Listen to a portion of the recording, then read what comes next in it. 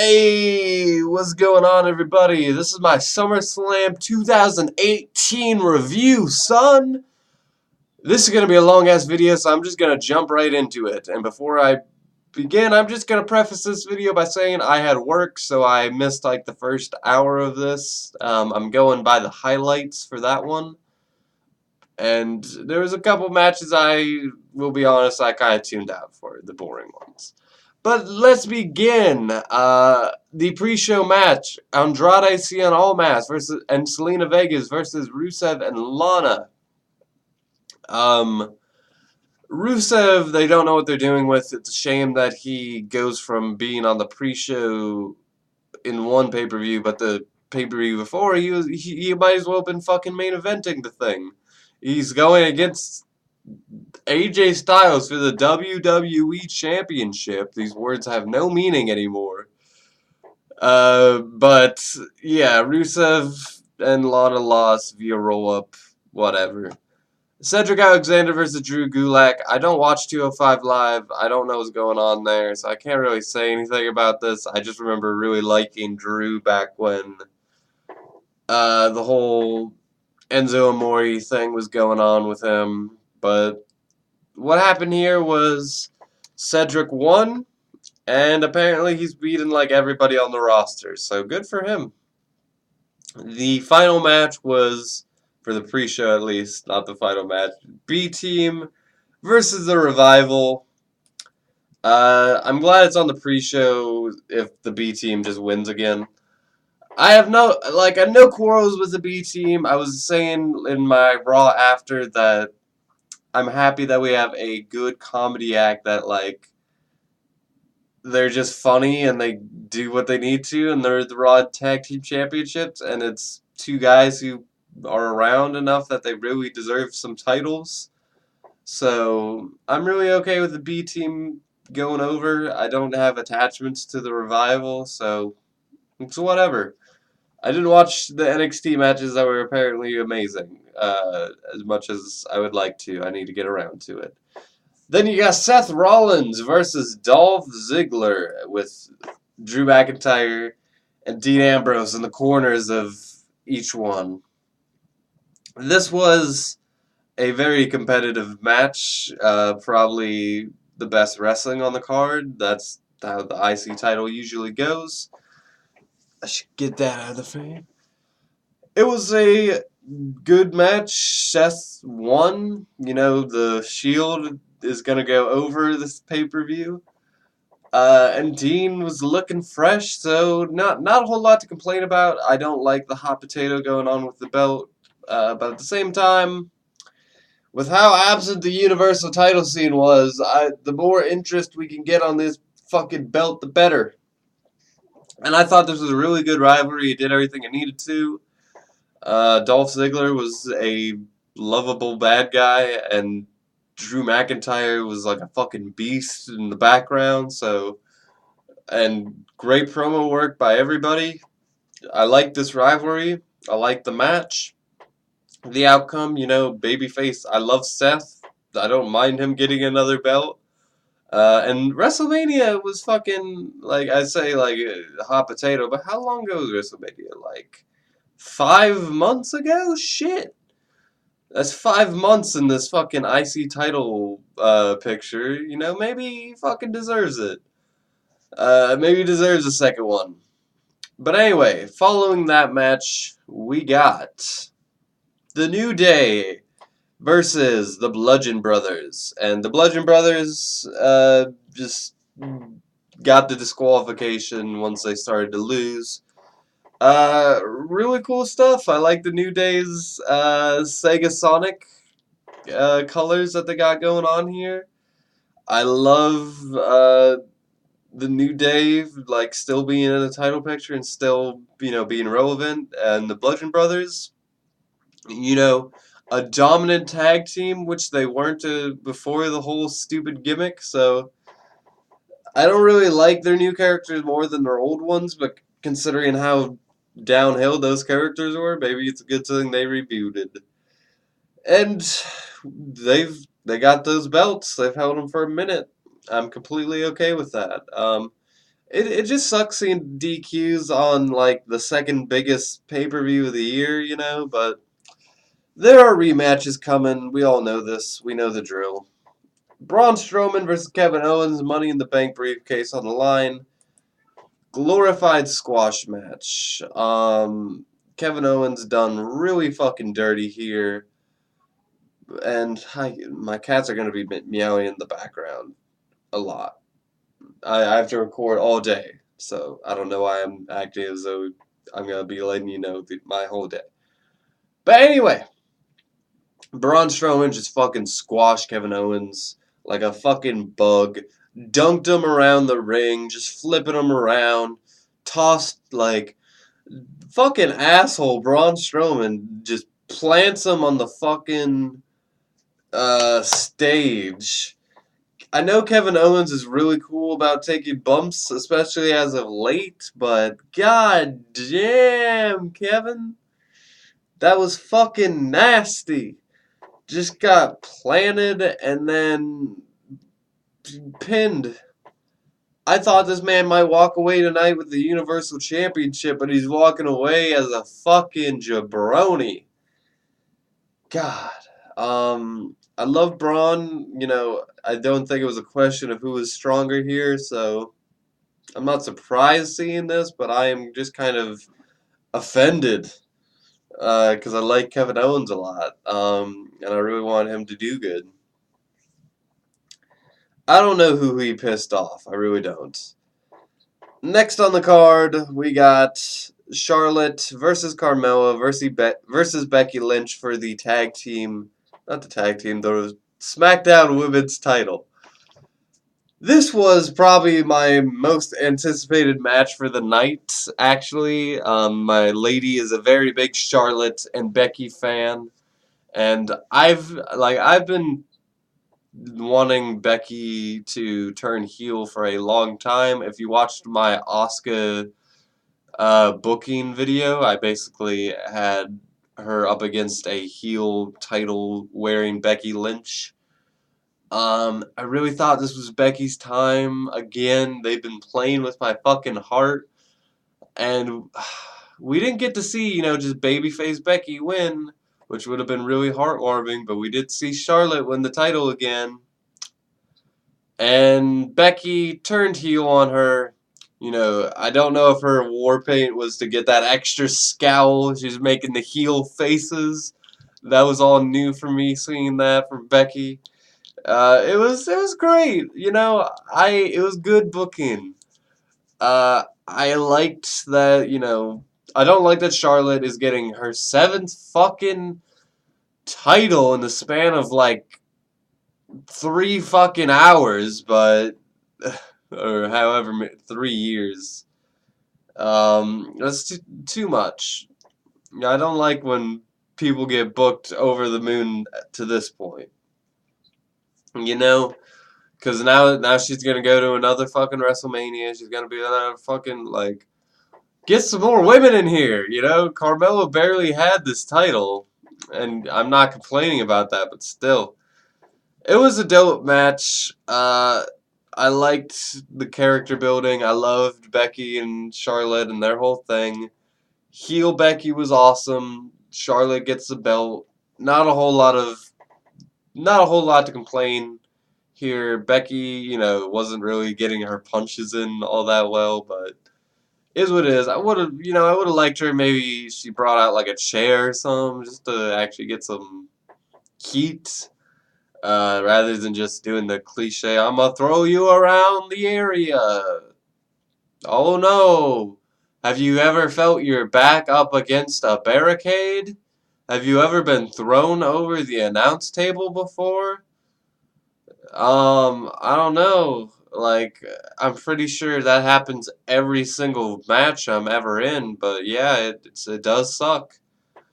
Like, how does that more painful than normal? But whatever. Becky goes over. I'm happy. She better be getting a fucking title soon. Samoa Joe versus AJ Styles ended in a disqualification. I didn't give a shit about this match. I don't give a shit about this rivalry. I don't really like Samoa Joe all that much. I like him for his wrestling and some of his promo work. I just don't. I haven't seen anything on the main roster that's really just make me attach myself to him. He doesn't have gimmicks. He doesn't have like an entrance music or something that just like is really just like, yeah, that's why people love Mojo. Don't really care for his character. But and the rivalry this was based around was like Mojo trying to get in AJ Styles' head by getting him in his weak place, his personal place, bringing his family into it. Uh, and that basically just means Samoa Joe being like, "Who's your daddy?" to his family. You know, I'm glad that Samoa Joe was able to make it work. That one scene was Joe who, like, whatever he said, and then AJ pops his fucking head up, blood all over him. That was beautiful. I like that. That was great. It's just everything else before and after though, don't really give a shit. I like that when AJ tries to hold his child, that she's like, okay, you're bleeding and gross, and I'm just gonna go back to mommy. Uh, she's like, I liked that little bit of realism in there where she's like, okay, I don't know you, Dad. You're never home, and when you are, you're bleeding and you're fucking sweaty. But this was a cool match. I like the obvious chemistry between AJ and Samoa Joe. They obviously were, you know, back to their TNA days, very compatible with each other in the ring. It was a good match. I don't love the finish just because it's the WWE Championship. Like, can we get a little bit more for something for AJ to do? Hi, kitty. AJ, like, is in these shit storylines if he wasn't so fucking gorgeous and amazing in the ring. Like, I would be a little bit more upset. Like, the Shinsuke rivalry was bullshit. The Jinder Mahal rivalry was bullshit. The Samoa Joe rivalry was bullshit so far. The Rusev rivalry was practically non-existent. I just want something else for my boy. Anyway, that was the WWE title. Never gonna be closing out the show, by the way. I feel like that's the real reason they're not trying to get this behind this. My probably second most anticipated match for the night, The Miz and Daniel Bryan. This was perfect for me.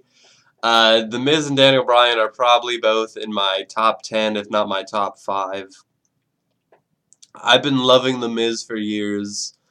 Basically, since he cashed in his Money in the Bank briefcase, I've been like a hardcore Miz guy. And Daniel Bryan, the Yes Movement and all that, I was on that hype train. And I was really invested in this rivalry back when it was going down years ago, or I guess like a year ago. And they finally, now that Daniel's back on the card, back on the roster, doing matches, he's finally having his big match with The Miz, and Miz cheated, got some brass knucks from his wife to sneak in, and that's how he won the match. It was not unexpected. There's obviously going to be a rematch, which I'm okay. This rivalry can go on for like 6 months. I wouldn't give a shit. These guys work well. I saw Daniel bring a little bit more out of The Miz. Seeing them, you know, with their chemistry, with, you know, Miz copying Daniel's moves. Uh, you know, Daniel fucking kicking the shit out of The Miz. Which, after seeing The Miz kind of butcher that kick thing, like the on the knees one, not that he butchered it, but like he always takes so long to the point where whoever he's kicking like looks like a bitch. So to see Daniel return that was very, very nice. But Daniel's gonna win the rematch, so who cares about Miz winning? And then we had Finn Balor versus Baron Corbin, and surprise! Demon Finn Balor is here because it's SummerSlam. It makes sense for him to be here. Why is Demon Finn ever here? Demon Finn shows up less than Brock Lesnar. But Demon Finn came out. What a nice surprise. Just buried Baron Corbin, and I'm completely okay with that. The Demon Finn looks like on top of the world. Undefeated, 3-0 on the main card. Yeah, I loved the what they did here. I thought surprising us like this instead of like announcing that it was coming was much more effective. But yeah, that was great. Then we had Shinsuke versus Jeff Hardy. Jeff took a mean swanton on the side of the ring, even though he's injured, he's not injured, whatever. It's scary either way. Shinsuke basically went over. He tried to cheat a couple times, but he got the W anyway. I really liked his outfit. Shinsuke, on terms of like mannerisms and just like the little like half of being a wrestler is kind of just like the story you're telling in the ring, and the story that Shinsuke like at least like on terms of his atmosphere and charisma is like probably my favorite on the roster right now. I loved when Jeff copied him. He's like, "Come on!" Like that was great. And seeing Shinsuke's face, he was like, "Ah!" Yeah, this match had a lot of great stuff. Randy coming out afterward was stupid. It was stupid. Stupid. And then we had Ronda Rousey versus Alexa Bliss, and Ronda Rousey whooped that ass, girl. Um, Ronda Rousey, I'm gonna make a whole video about this, but she doesn't make sense. She came out to the ring I don't give a damn about my reputation, and she's literally marching down to the fucking ring with her dumb mean face, fucking weird ass war paint on, and she's wearing like a fucking Roddy Piper kilt, and like that none of that makes sense together. That's not a character. WB is trying to just give these little things for you to attach yourself to her while also, letting her do her own thing. And it's just become, she's like a fucking, like a soup with too many fucking ingredients at this point. But I love her. I love what she does in the ring. This match, too. Like, if this is going to be a squash match, it might as well be a fun squash match. The whole double jointed thing, we're gonna pretend like we don't know Alexa Bliss is double jointed at this point. We've done this like 3 times already. Like, just let her fucking establish that she can bend her arm a type of way. It's not like secret anymore. At least before it was like, okay, she did it on Raw, then she did it on SmackDown. You can kind of like maybe the announcers did watch that episode or something. But now it's like, no, we literally all know she can do this. But they wanted to hype it up for the casual crowd who, like, just came to see Ronda Rousey, and they're going to be like, oh my god, look at her arm. Honey, did you see what Ronda Rousey did in WWE to this poor girl's arm? Like... which that reminds me, that was my whole thoughts on that match. So I love Ronda going over. The Bellas don't need to be there, but they're setting up some, so it's whatever. You know, this was gonna happen no matter what. We might as well just get to the point already. Just get Ronda that belt already. It's been like 6-8 months since she's been around, so. Let her have it already. She's put her time in. She's worked 4 matches. That's more than I thought it would be at this point. But anyway, one of the things I want to say before the Roman match, WWE is not like, there's good booking decisions here, finally. But like, we're cheering for Becky to beat up Charlotte, like, who's supposed to be like, oh, yay, Charlotte won. And then we got Roman here, who looks like a fucking asshole, who picks up the W via distraction and then gloats about it. And then, like, that's our baby face. That's our John Cena. Uh, just weird state of the heels and faces, but it's been like that for a couple years now. The final match is between Brock Lesnar and Roman Reigns. I can't even say their names correctly anymore. So, this match, the video package, I was like, I don't need to watch another fucking video package. I've seen this match like 500 times now.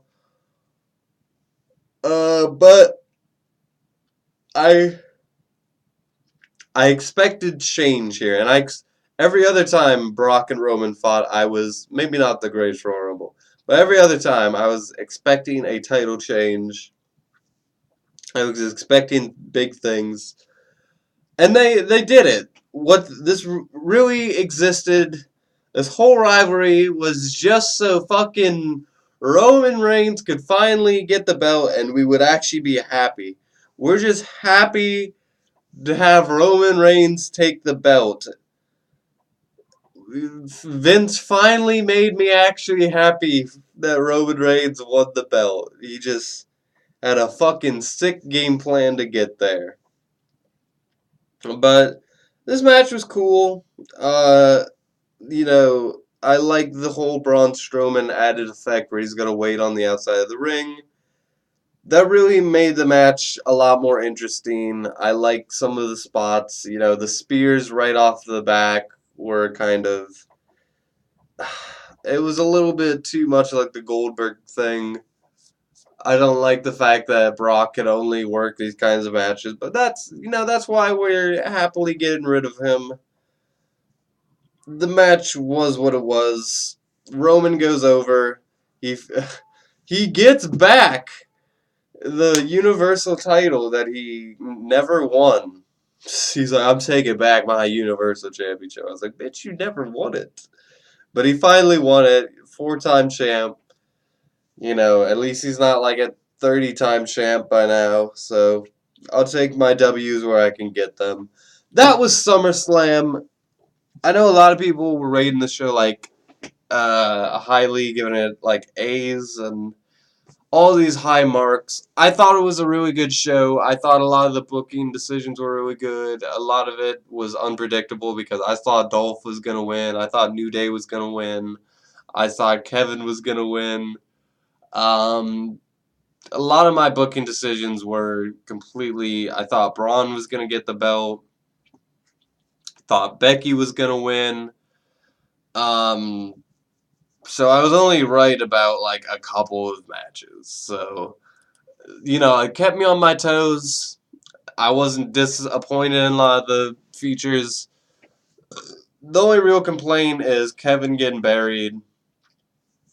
That's my only like legitimate complaint. All the other ones are just kind of nitpicking. Is what it is. So those were my thoughts on SummerSlam 2018. I would probably give it like a 8 out of 10. It was a good pay-per-view. Just didn't love it to the point where I would like say the whole card I was happy with. Anyway, that was a long-ass video, and I need to rest my voice and let my cats actually into the room because they keep hitting the door. So thank you for watching as always. I hope you enjoyed this edition of Webcam Wrestling, and I'll see you next time. And until then, with that, I leave you